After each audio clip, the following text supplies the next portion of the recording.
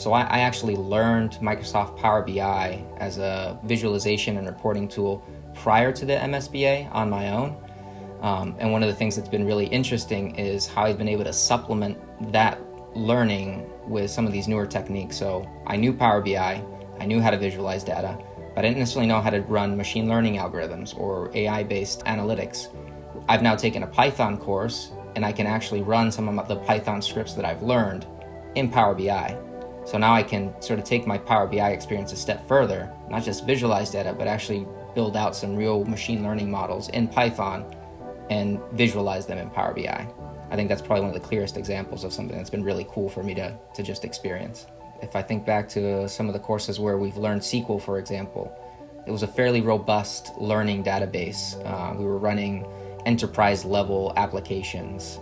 And so the professors have been able to show us, this is how you would actually do it in the real world. These are the applications you would use. These are the environments you would use. This is the way you would actually write your script or your code. And so they've been able to walk us through that in a fairly realistic way.